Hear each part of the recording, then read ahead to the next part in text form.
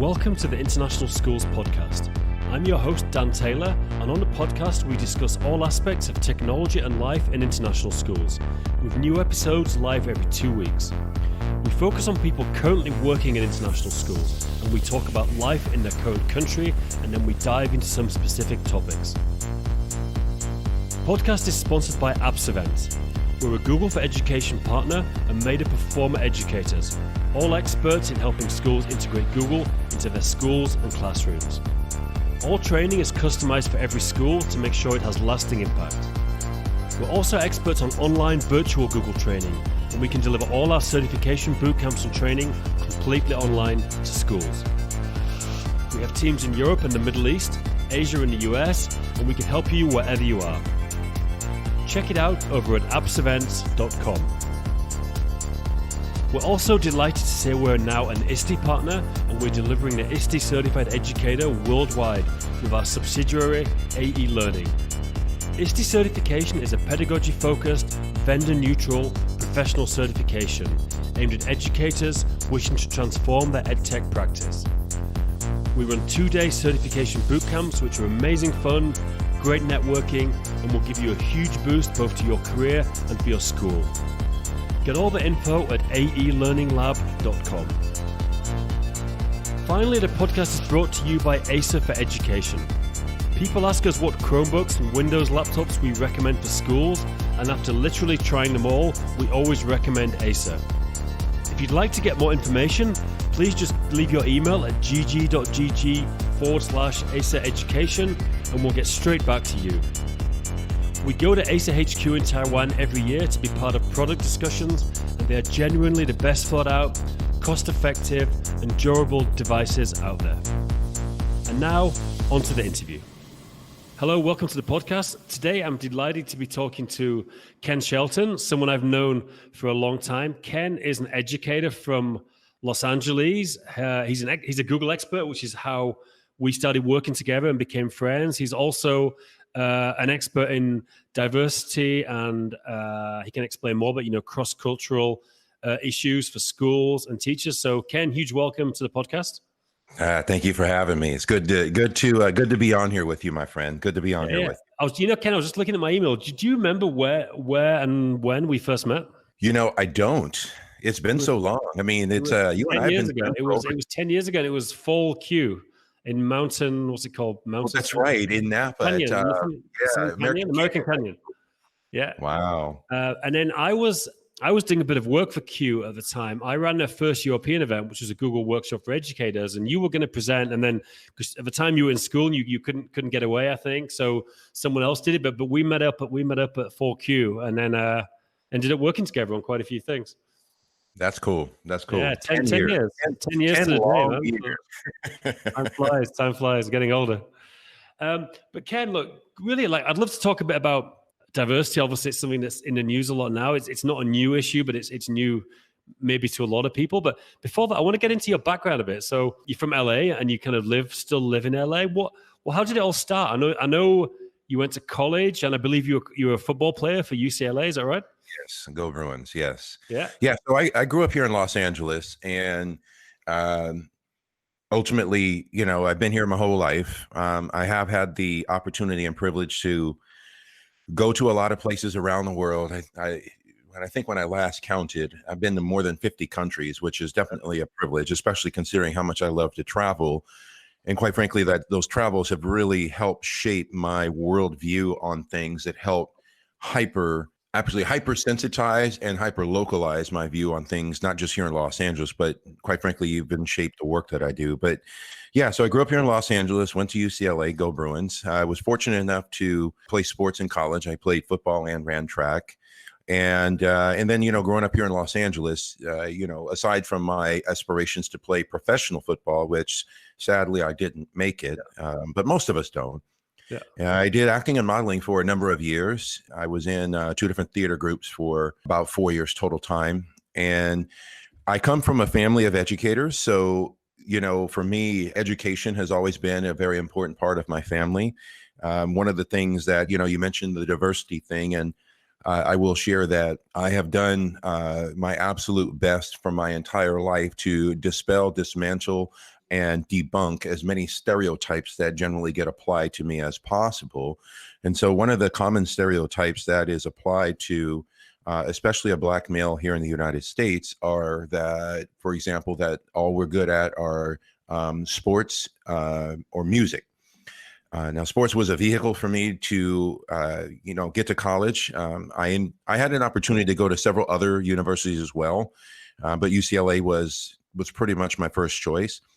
But again, with education though, I come from a family of educators, and so again, one of the stereotypes is the enduring data around many folks that are of a marginalized cultural identity are the first in their family to go to college. I am not the first.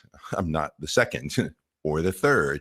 I know for sure I'm at least the fourth and maybe even the fifth generation of my family to go to college, which says a lot if you consider that you go back, 3 generations and then of my family, and then you get into members of my family or my ancestors that were enslaved at one point. So, the fact that we have a long lineage of educational access is a significant accomplishment in and of itself. So ultimately, because of being, coming from a family of educators, I shifted into education. My father was a chief business officer for several county offices of education here in California.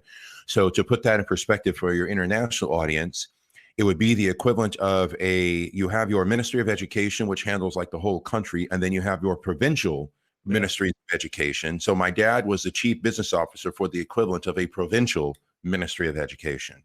Right. I mean, California is like a country in itself, isn't it? California's anywhere else in the world, California would be a country. I mean, it's huge. Yeah, exactly. Yeah. So then, I got into education. I got my certifications. I have a master's degree. And, ultimately in the context of, I would say I had an epiphany with my students probably around 1998, 99, right in there where, and I'll never forget this. So that year, that was one of the principals I worked with that I really, really enjoyed. He was such a good guy, and he and I hit it off right from the beginning because he played college football at the University of Michigan. And so ultimately the nexus of that year was I wanted to teach social studies, which is history. And I said, I don't want to use the textbook at all. I have enough computers in the classroom so that half the students can be on a computer at one time and the other half won't. And I wanted to basically, I didn't have the terminology then that I do now, but essentially decolonize the curriculum and provide the students with a learning experience and learning access, which is part of an equity lens and digital equity. I want to provide them with access to narratives, research, and information that was either intentionally omitted from the textbook or did not go deeply as far as the information in the textbook. And so that was my epiphany as to how important and how necessary the use of technology is in education. Sure. And then, of course, as you shared later on, I was fortunate enough to become what is now called a Google Certified Innovator, an Apple Distinguished Educator, and many, many other things I do in the tech world. But my primary lens is in the world of anti-bias, diversity, anti-racist, and decolonizing the curriculum. Great. So you worked, and how long did you work as a teacher? Was it like 10 years or something? You worked for in a school? Oh, actually longer. If you count even the times that I subbed, I worked in the classroom for over 20 years. Okay, wow, that's a lot of time. Yeah. Yeah, I mean, LA, talking about diversity, I think LA's, or probably California in general, it's one of the most diverse places that I've been. I think Los Angeles especially, because obviously there's different ethnic groups in America, but everyone from every country in the world wants to go to LA, so it's kind of, I mean, there's no novelty value in Los Angeles. As an English person in America, you might get a bit of novelty value somewhere. Like in LA, no one would even notice that, because people are from everywhere there, it's like every accent, every race and culture. You do. And honestly, that was one of the beauties of the schools that I worked in is, I remember one of the classes back, I want to say this was 2001 or 2002 that I had requested to be able to teach the honors classes as well as the ESL classes, which, for your audience, ESL stands for English as a Second Language, which means you have students that English is not the primary language spoken in the home. And I love that class big time. There were probably, if I remember correctly, there were more than a dozen different languages and cultural identities in one class, which was so amazing. It's so amazing. Sure. That to me is what every learning environment should look like. Is you really, it's an environment where every student's cultural identity is not only affirmed, but you create mechanisms for them to share elements of their cultural identity as a part of and to advance group learning. I mean, I learned a whole lot from my students. I got invited to homes. I want to say that year I went to, for sure, at least 3 or 4 quinceañera parties, for sure 3 or 4 bar bat mitzvahs. I got invited. I went, and I don't remember the official name, but I remember going and having dinner with one of my students and a family at the end of Ramadan. Yeah. And I know there's an official name for that, the end of the big fast. But even, I mean, I don't remember the name now, but my main point is, think about how fruitful that was for me, being one, as a teacher, invited into their homes or into the events that they're doing, and then think about the significance of those events as far as those families go, that they wanted to include me in that. Yeah, That's a big deal. I mean, that beats anything that happens that is based on the curriculum or quite frankly the classroom. Sure. And then following on from teaching, like you said, you've worked as a trainer, you've done equity stuff, you've done Google stuff, and you've basically kind of worked all around the world. Yes. When I left the classroom, I've had the fortunate opportunity to do a lot of talks, a lot of trainings, and a lot of support for international schools in quite a few countries. I had the privilege of doing some of that work with you. I was just thinking, we've worked together in Frankfurt, in Manila, in Philippines, in Bangkok, and at least with some other places as well. Yeah, definitely at least twice. Don't forget, because you took me by your where you grew up. We were up in Halifax. Yeah, you stayed in my parents' house. Yeah, and Halifax, right. Of course. Halifax, the North Halifax Summit in the coast, Yorkshire. Yeah, right. Yeah. That was fun. And you took me around. Didn't you take me to the area where the Bronte sisters? Yeah, exactly. That's Haworth, where I'm from, is the Bronte Village. Yes, okay, exactly. Right, it's where I know you got a few photos. It's one of the most famous tourist spots in the UK. Actually, and a lot of Japanese visitors. The signs in the village are in Japanese as well as English. So Brontes are super popular in Japan. Wow, and a lot of Americans as well. So. Yeah, you and I got a lot of adventures together. I know we were supposed to work together in Africa, but I couldn't. I couldn't make it happen. Senegal, we did. That was amazing. The Senegal event was really, that was an amazing experience. Yeah.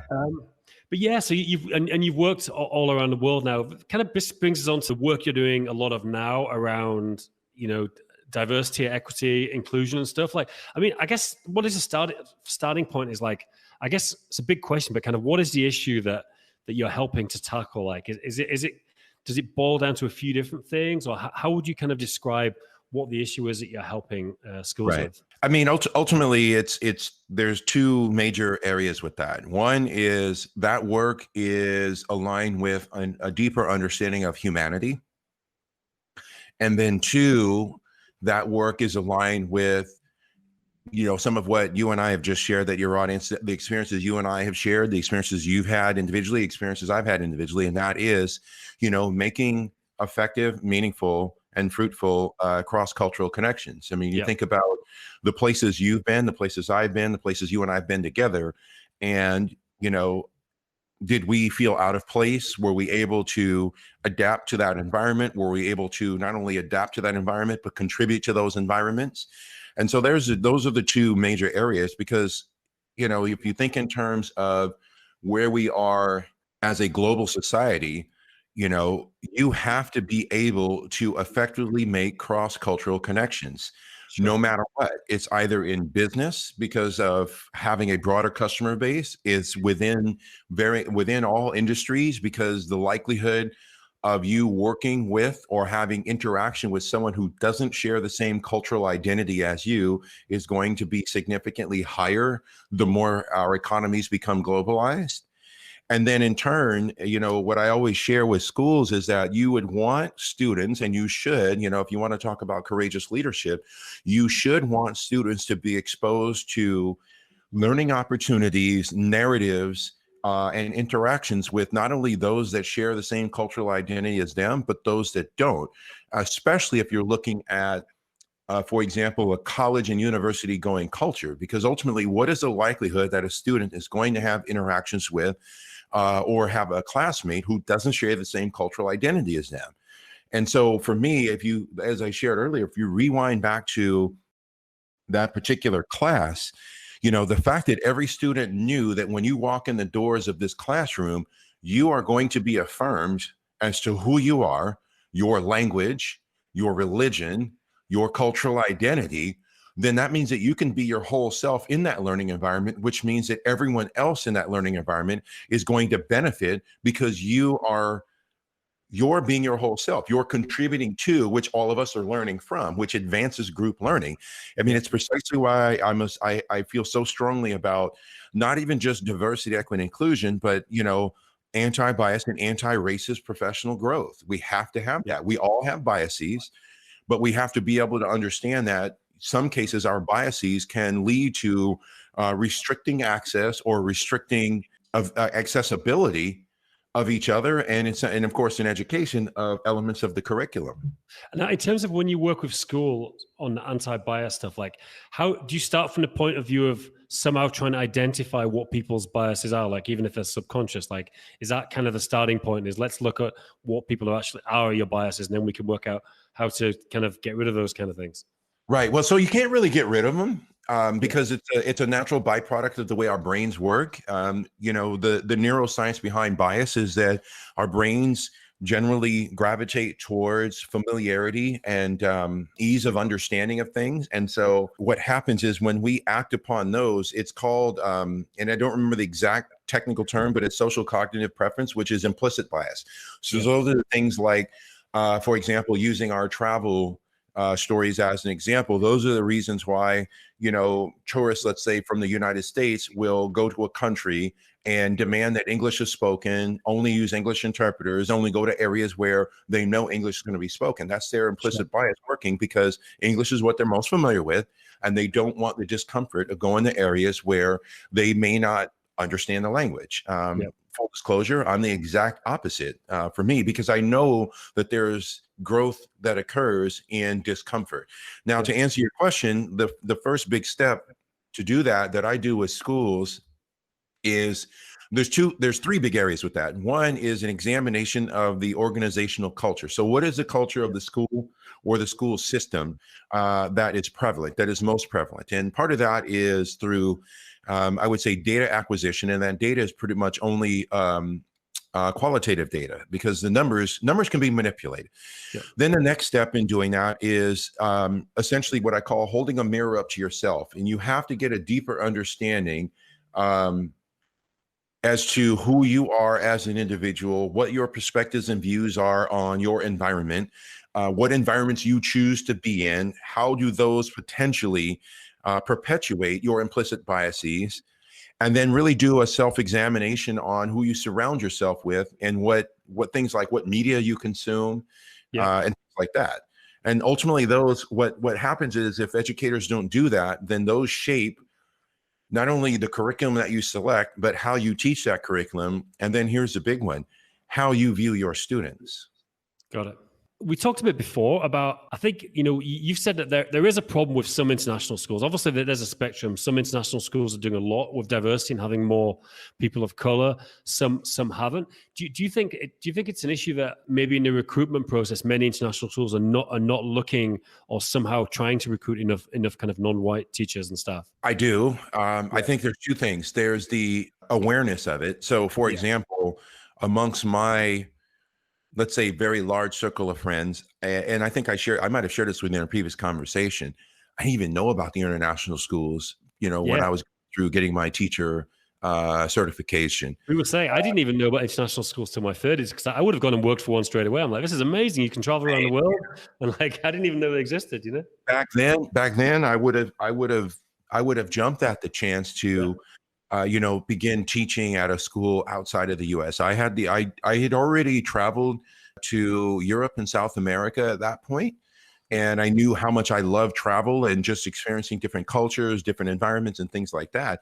Think about how amazing that would have been for me to have an opportunity to go teach at a school. I mean, in places you and I've been, in Manila, in Bangkok. I mean, that would have been an amazing experience. So I think for international schools, yeah, it's twofold. It's having the awareness that the schools exist, and then also intentionally recruiting. But I do want to say that there's an asterisk with the recruitment, and there's two components to that. One is recruitment and retention. Okay. Yep. So, and I understand that teachers are under, definitive contracts, and sometimes heads of school changes and things like that. But, you want to be able to recruit and say, okay, if we sign you to a 2-year contract that you will be comfortable with and contribute to the school environment, including obviously doing your job for that full 2 years.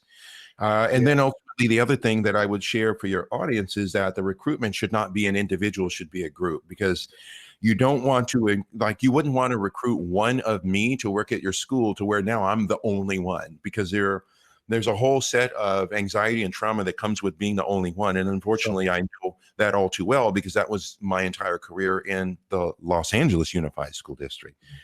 Yep. So you want to be able to recruit a team, if you will, of teachers of color to say, look, we are looking at hiring in the following subject matter areas. We're recruiting you, this person, this person, this person, and we'd love for all of you to come and work at our school and be a part of our school community and our school family for at least the next couple of years. Yeah. And it would really, well, I do want to add just real quick, it would really, not only would it diversify the faculty at the school, but, here in the United States, the United States Department of Education has released data on research, and I can send you a link if you want to add it to the show notes, on the impact that having, in this case, the data I have is the impact of having a Black male teacher in the classroom has on all students, not just Black male students, all students. And a lot of things they have in there are, theory support blank. My whole thing is those are not only just theories, those are 100% true, because those are the experiences that I had in the classroom as a teacher. Sure. Now, Ken, when you've gone to work with schools, how do you typically do it? I mean, obviously you work in a lot of different ways with schools. Do you quite often go in, on a kind of fact finding, do like a workshop, meet some senior leaders, or is it usually kind of an ongoing process, or does it vary a lot depending on the project? Yeah, that's a great question. So it varies, but I will say it depends on what the needs are. So, for example, what you and I are talking about right now, that has to be an ongoing process. That is not a one-day workshop. That is not a checkbox. Yep. It is something that requires a really detailed examination on what the vision of school leadership is, how it's aligned with being more diversified, how it's aligned with supporting the teachers and taking the teachers through a very detailed and methodical process that, many of the school districts that I work with here in the United States, and quite frankly, some of the schools that I'm in the process of potentially working with there in South Africa, it's a year or two. Yeah. I know with international schools, that creates a challenge that you have the turnover and the attrition rate of teachers on the campus. Sure. But ultimately, if you establish it in the mission of the school, you establish it as a part of the school culture, then theoretically the culture is what endures. The people that get hired become a part of the school culture. They don't dictate what the school culture is. Got it. And is there any other areas you work with schools? I've also kind of led the discussion, but is there any other things the areas specifically related to this whole topic that you kind of work with schools about? Well, of course, you and I, our common denominator is the use of technology. And so the other area, yes, that I do this work in is, and it's a term that I use called tequity, which is the intersectionality of technology and equity. Yeah, that's a really interesting topic. Can you explain what does that mean and how schools use it? It is a consistently evolving definition, but ultimately tequity is merging the use of educational technologies to provide students with culturally responsive and culturally relevant learning experiences that support their development of essential skills.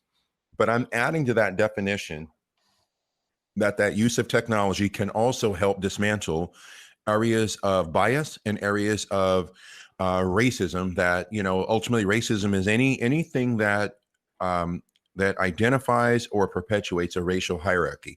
So we can even dismantle that through our use of technology with things like exposing students to narratives that aren't aligned with the dominant culture.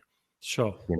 And and my identity is the majority minority. So when you really scrutinize the curriculum and you look at the things like what books are being assigned that the students are reading, what historical narratives are the students being exposed to, think about how technology gives you access and opportunity to stories, narratives, and even people. And when I say people, I'm talking about people across all subject matter areas that may not necessarily be in the standardized curriculum. So that's where the tequity piece comes in, is that I really strongly believe, and I know you believe in tech as well, that tech is one of the most effective and most needed mechanisms for broadening our understanding and our scope of learning experiences. Definitely. That's fascinating. Now, before you mentioned curriculum then, and before we talked, you said this phrase like colonized curriculum, about some curriculums are kind of more focused. Can you explain what that kind of means and what the issue is with curriculum and how they may be more focused on one ethnic group? Yeah. So essentially a colonized curriculum is a white male Eurocentric curriculum. And so if you think in terms of history, if you were to look at the totality of the historical curriculum, what lens is it told through? What narratives are predominantly included? Who's predominantly glorified? There's a whole idea around, to me, a true historical analysis. And I remember I had this actually in my TEDx talk, is you want to teach students to think like a historian, not teach them history. Well, if you think like a historian, when you look at significant events in history, you don't look at them through the lens of one particular narrative. You do an analysis from all sides of that same event. So if you think in terms of like exploration, so exploration on one side is glorified through the Eurocentric lens. We got on our boats, we explored, we brought back, we engaged in trade, we brought back spices, we brought back natural resources, we did all these types of things. That's generally the way the story is told. However, if you truly want to decolonize a curriculum, you don't limit it to that particular narrative. You say, okay, well, here's one perspective of this. What's the perspective of the indigenous peoples where these explorers went? What happened to them? Why do we not know their stories? How can we use, in this case, technology to learn their stories? And what if you were to rewrite that history lesson, if you will, what would the story look like as told from indigenous perspective? Sure. And that's one of many examples. It's ultimately a looking at the curriculum and saying, are we providing students with a broader understanding? Everything, and by the way, when I use that term, the colonized curriculum, I'm using history as one example, but I will tell you it applies in math. When I go into a math class, and I've seen this in several international schools, if I look on the walls and I see the posters of, significant mathematicians in history, I rarely see posters of women. I rarely see posters, mathematicians that are people of color, even something like the concept of zero, that was developed in India.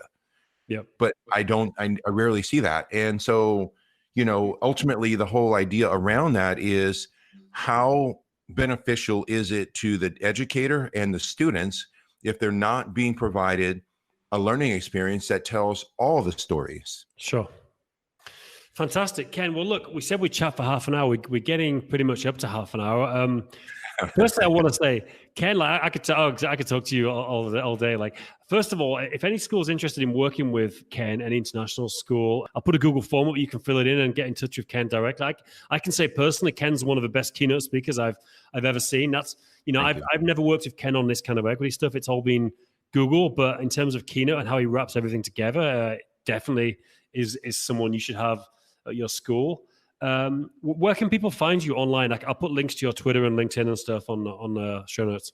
Well, I appreciate that. And I want to say, one, people can find me at my website, which is kennethshelton.net. as well. And yes, I am on social media. I use Twitter, I use LinkedIn, I use Instagram, I use all of them quite heavily. I love using social media to stay connected. And I really appreciate you having me on here. And, for your audience, I want to share one tidbit for your audience is that, for those of you listening, aligned with what Dan has asked me and what we've shared, as Dan shared early on, he and I have been friends for over 10 years. And you think in terms of where Dan is from, which I've had the privilege of spending time with him where he's from. Middle of nowhere in Yorkshire, definitely. It's exactly. Very monocultural area. But here's the thing, though. If you think in terms of what we just discussed in this episode, look at how much you and I have been able to benefit from learning from and spending time with each other. I mean, we've broken bread in many countries. And I mean, the last time you and I went to, remember, we went to Dishoom there in London, and we hung out for like almost 3 hours. Went to Brick Lane, got a curry. Right. Yep. So I think for your, for the audience, I think for you all, it's an understanding of Dan and I have been friends for over 10 years, and it's because he and I, education and more specifically educational technology brought us together, but it was our understanding of each other, our affirmation of each other that is the reason why our friendship has lasted and will continue to last well beyond what's been more than 10 years. And he and I both have benefited from spending time with each other. And then here's a big one. The schools that he and I have had the opportunity to work together in have benefited because they've had both of us supporting teachers to support students in having meaningful learning experiences. Ken, well, thanks very much. Very, very kind words. It's been a pleasure having you on. Thank you very much for spending time today. Thank you.